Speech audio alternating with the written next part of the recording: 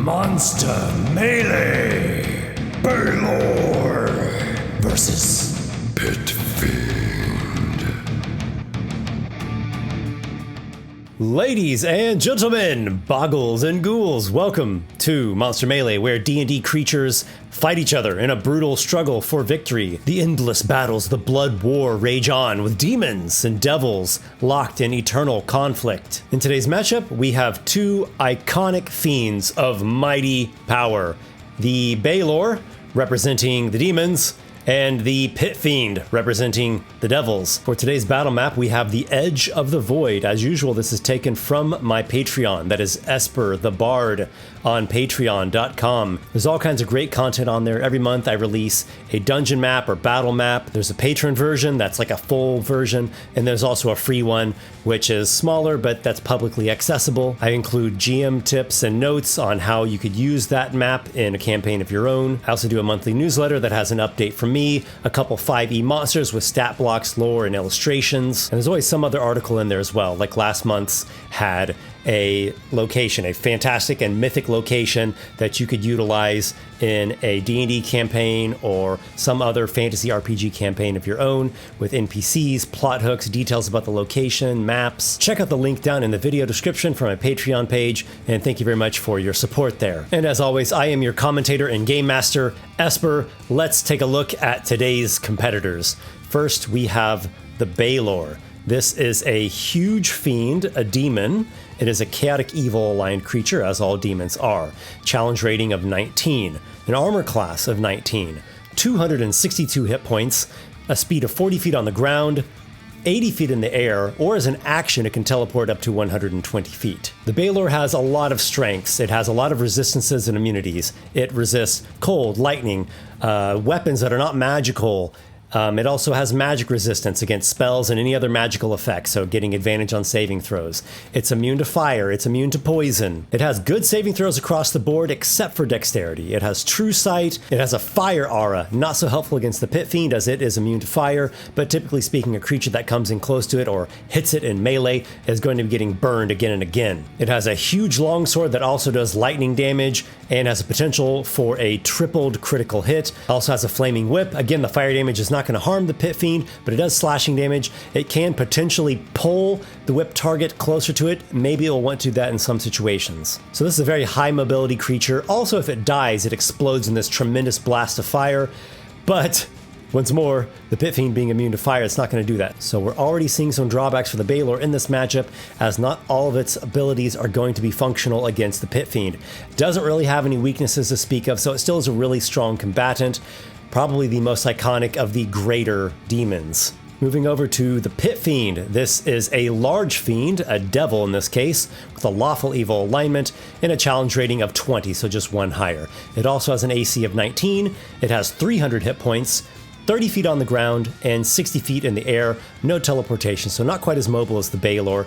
Also has a number of incredible strengths. Very similar, and it has a lot of resistances and immunities. It resists cold and non-magical weapons that are not silvered. It's immune to fire and poison, and really just has good saving throws all across the board. It has true sight. It has a fear aura. I don't know if that's a magical effect. Let's see if it's counted as magical in the text. It is not, so might be able to inflict frightened on the Balor. Has innate spell casting.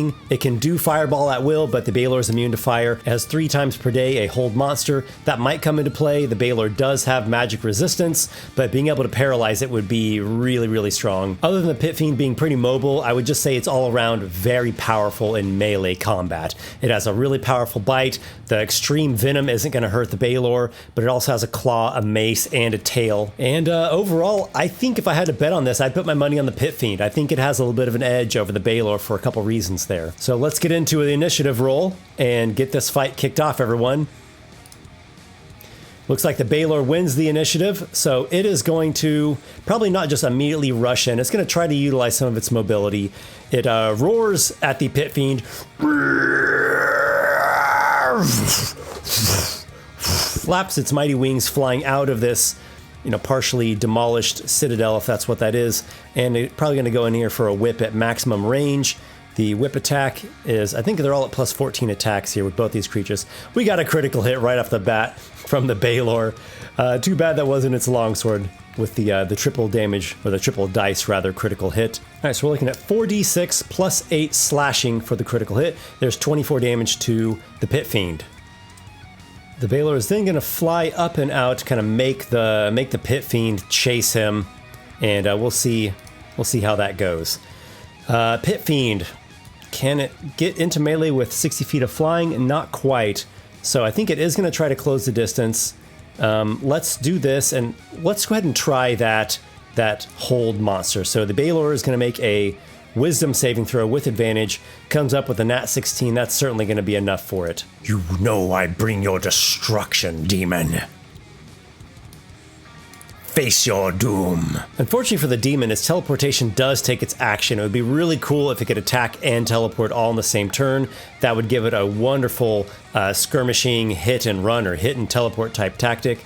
It might just have to go into melee and just hope for the best. It's going to try some melee. It may teleport out if things get really bad. So here we go. We're going to do a roll with the longsword and then the whip. Longsword is a 19, exactly what it needs to hit, and the whip is also a hit. The longsword is dealing 3d8 slashing plus 3d8 lightning plus 8, and then the whip is dealing 2d6 plus 8 slashing. That's a total of 47 damage to the Pit Fiend. All right, so that's taking it down a chunk there, a small chunk. And the Pit Fiend is going to repay with its multi-attack, making a bite, a claw, a mace, and a tail attack. So there's 4 coming at the Balor.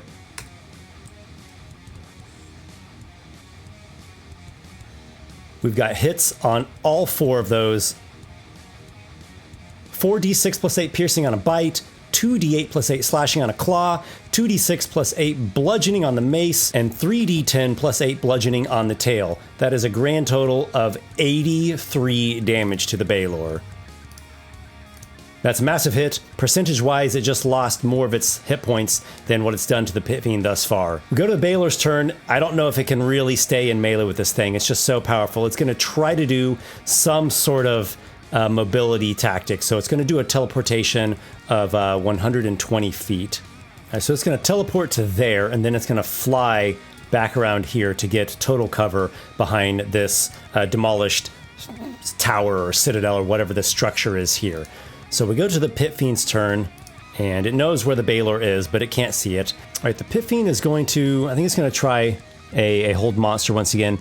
It's going to have to at least get visual on the Balor. It flies up here onto the base of this toppled massive obelisk, and it's got a 90-foot range on the hold person. Oh, it is actually not in range there. So it's going to be dashing, and let's see what that brings us to for the Balor. I think it's going to try a skirmishing tactic. It's going to come out here flying. This just needs to get within 30 feet. I think that should be like 30 feet exactly there. Okay, just a tick more. And here we'll go ahead and do a whip attack. Nat 18 certainly is going to hit. We're looking at 2d6 plus 8. Oops, actually I rolled plus 9. I'll take 1 off of that. So 11 damage to the Pit Fiend. I think for a battle like this, I need a larger battle mat.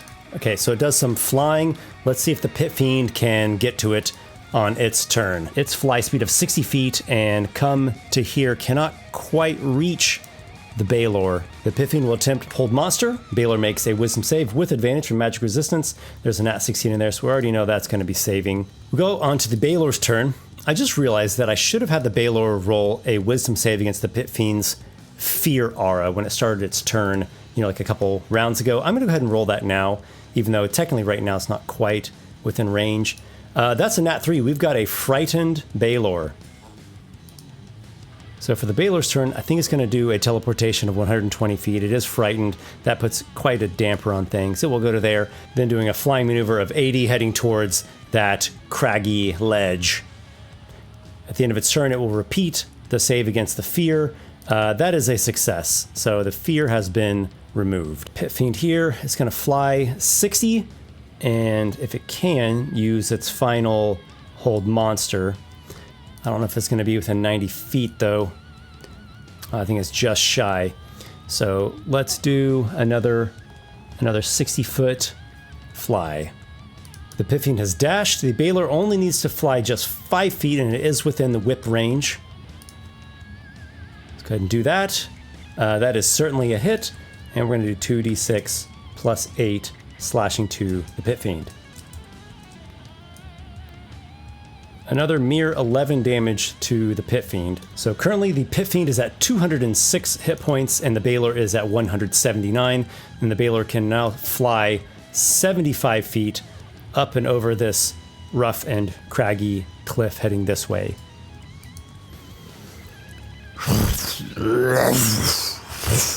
The Balor's mobility is a strength against the Pit Fiend, though it's not doing a ton of damage thus far. The Pit Fiend is going to go in there with a dash. I think it can actually close the distance here. Yep, it'll do that. Right into the fire aura, like nothing. Just goes in, the crackling, wreathing flames whipping and flashing about the Balor as though it were nothing, as though it were the buzzing of gnats. And we're on to the Balor's turn. That I think it's going to commence with lightning sword attack and flaming whip. Okay, we've got a hit on the sword and a hit on the whip both.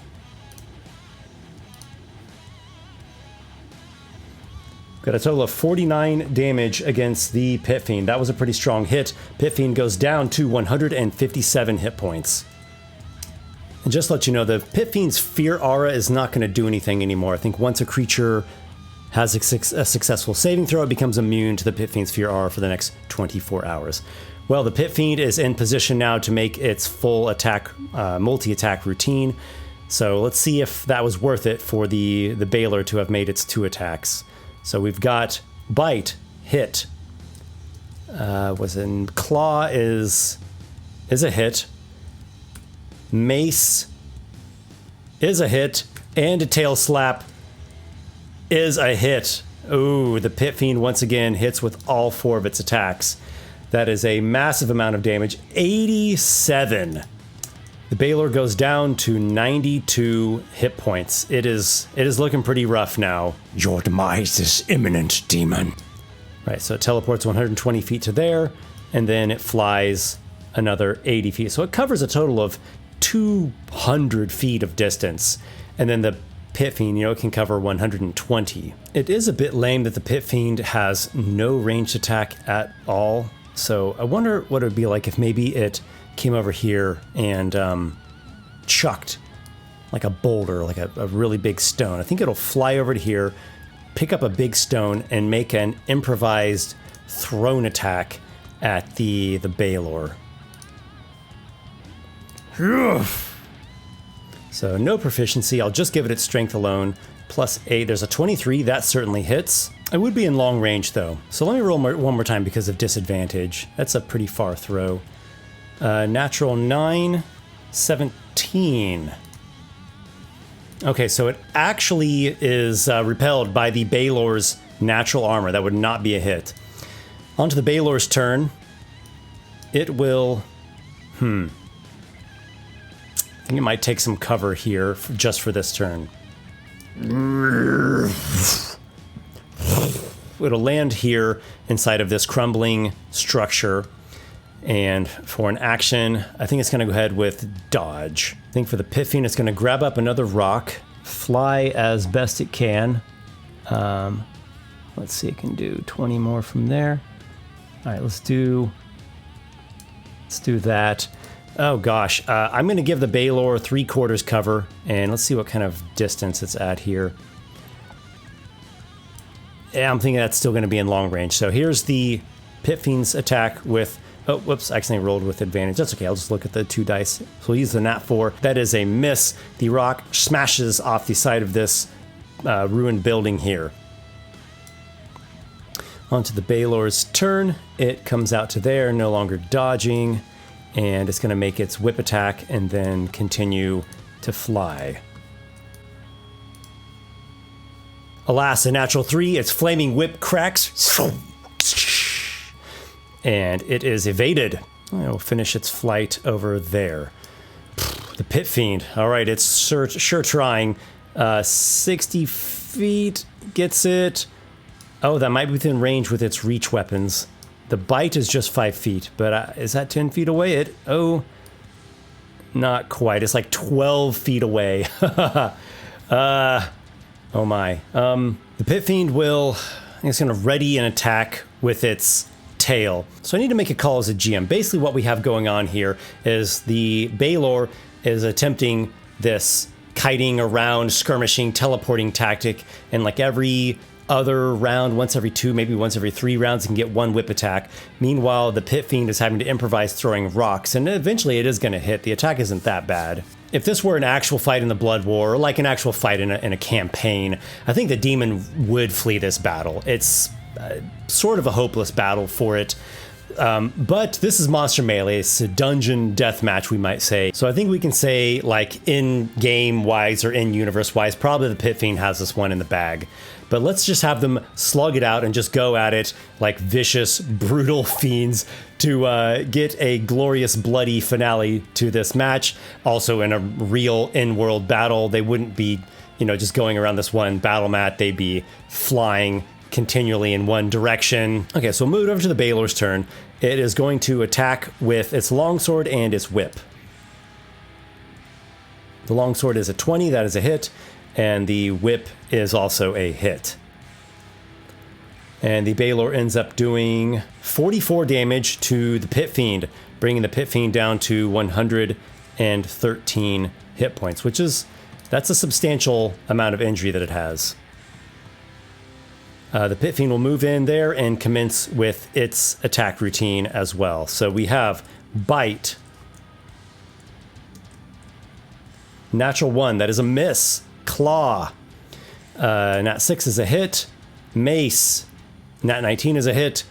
And Tail is a Nat 11 for a hit. So it's just lacking the 4d6 plus 8 piercing damage from its Bite.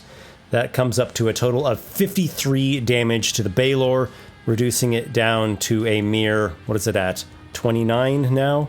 Yeah. Ugh.